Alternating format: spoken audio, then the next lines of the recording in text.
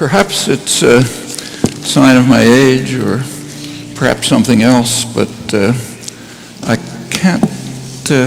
cannot help thinking more and more about what kind of a world we're leaving for our children, grandchildren.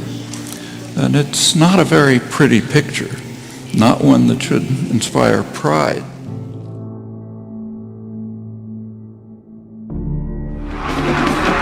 Friday Night Lights. Part of American tradition for as long as most of us can remember. It's a really big deal. It means a lot. But the American flag not welcome for students to wave inside this stadium last Friday night. In a video shared on Twitter, a police officer is asking Brandon Conrad to leave. The flag being a symbol of our country and everything being taken away from us, it's kind of a double standard almost. An uproar in South Carolina after a high school bans the American flag from a football game. It happened over the weekend. Travelers Rest High School opposing rival Berea High, which has a large Hispanic population. The principal of Travelers defending the decision to ban the flag, saying, quote, "Any decision to not allow the American flag to be used in an improper, taunting, unsportsmanlike manner is first and foremost in the interest of promoting the safety and well-being of all in attendance at school events. Students who tried to enter the stadium with the American flag were turned away. Are we forcing the retreat of the American flag?" Very much so. We're forcing, well, think about all the retreats we're already having, whether it's capitalism, traditional values, faith, different retreats we've already had in public spheres. All of those things add up to what America has represented, what our founders gave us. And you start to abandon all of those, you start to abandon a lot of the symbols of America. You got a bracelet, I know, when you came in today. I see many of you are already wearing it. And it has underneath it the words dignity, respect, and acceptance. A belief, a core belief in diversity and inclusion, where each person here feels accepted, valued, and safe. We insist on a culture of respect, and we recognize that words and actions really matter. The absence of words and actions also matter. We respect and seek out inclusion of our differences, realizing that we learn from each other, and we do not tolerate words of action or actions of hate and disrespect.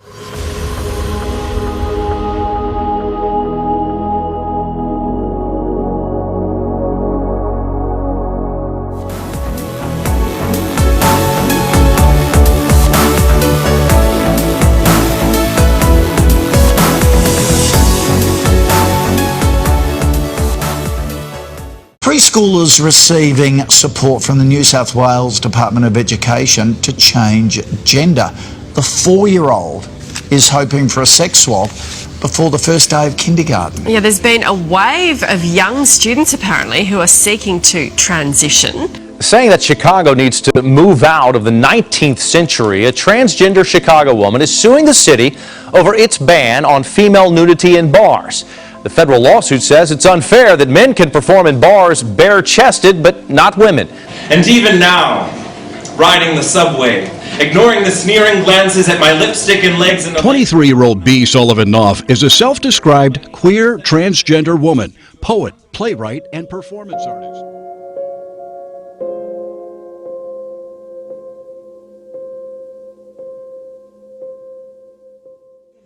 Can I please ask you to say what you said before regarding the workshop with UNM fetal remains with high school students? I'm sorry, Richard. Yes, we had a faculty member who, in fact, obtained some tissue, and during one of these summer workshops, dissected.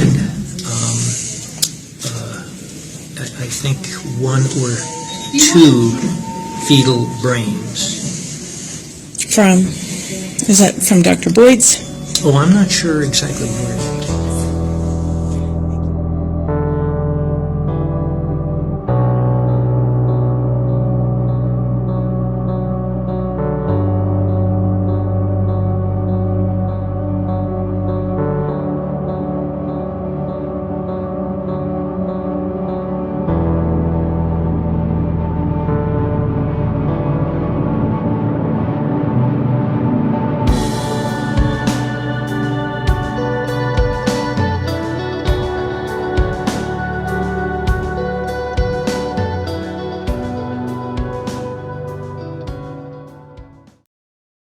The city of Chicago has teamed up with the University of Chicago to launch a multi-million-dollar project being hailed as a fitness tracker for the city.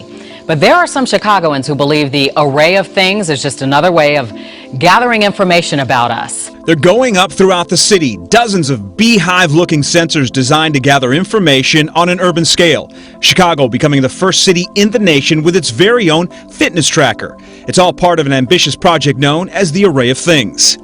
They're designed to help us capture data about the environment and the activities and the infrastructure across the city of Chicago.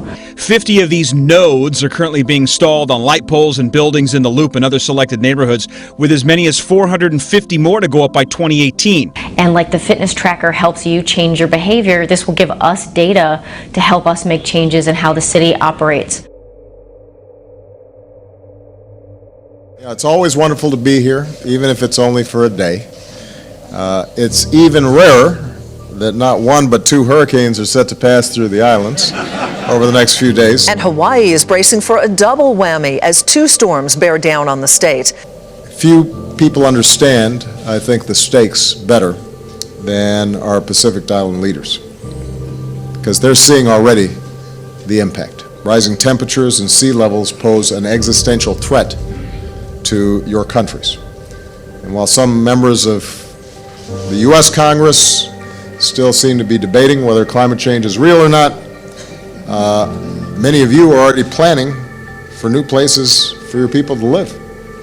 Crops are withering in the Marshall Islands. Kiribati bought land in another country because theirs may someday be submerged. High seas force villagers from their homes in Fiji. And no nation, not even one as powerful as the United States, is immune from a changing climate.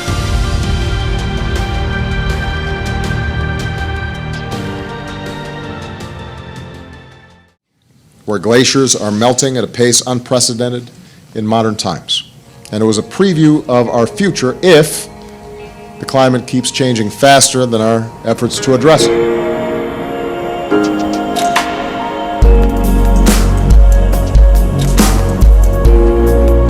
Face the State. I'm Ariana Bennett. Thank you for staying with us. Well, according to NASA research, last year saw the warmest surface temperatures on Earth that we've seen since modern record keeping began in 1880. Now, 2015 is part of a trend of warming we've seen escalating over the last 35 years.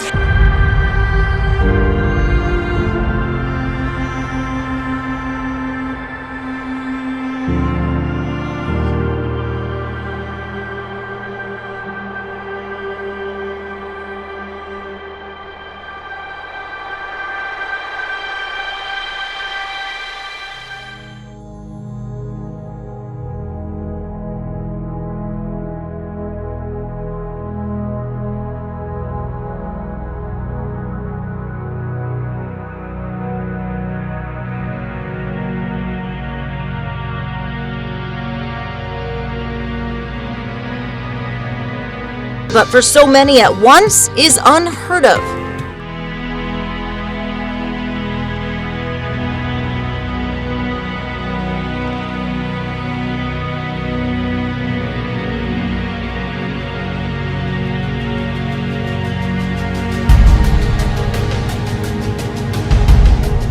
It's not something you see every day, so just kind of surreal to see it. Anderson's husband has been working with cows his entire life. She says he has never had anything like this happen. Not any of his, and especially not to this magnitude.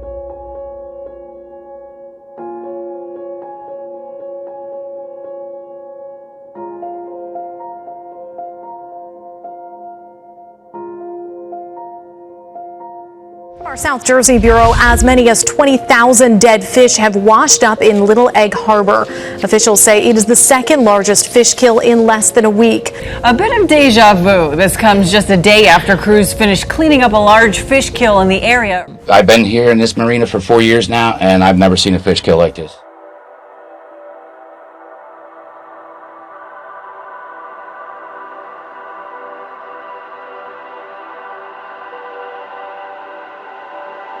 This is no joke, even though it sounds like a knock-knock joke. You might smell something fishy if you are near Lake Murray because dead fish are floating to the top. If you were on Casco Bay today or anywhere along the southern Maine coast, you may have seen hundreds of dead fish in the water.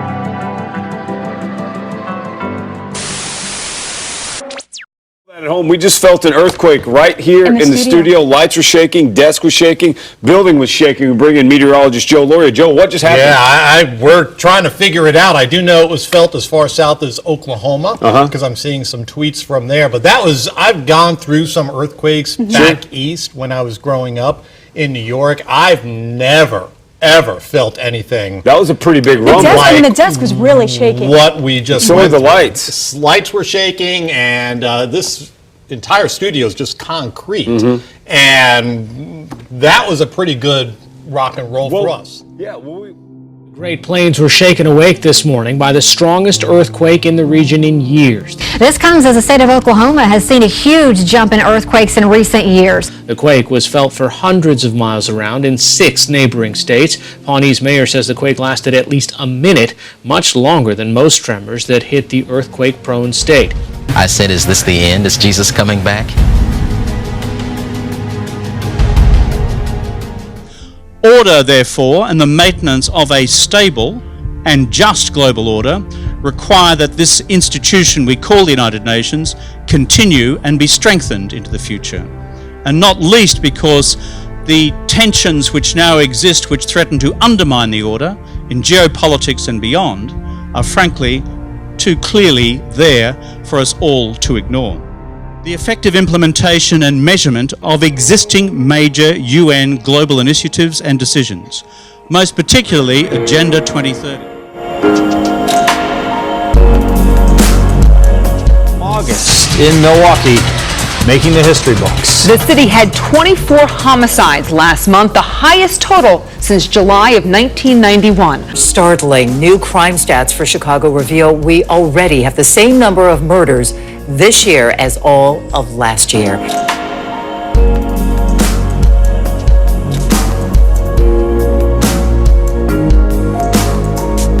I said, is this the end? Is Jesus coming back?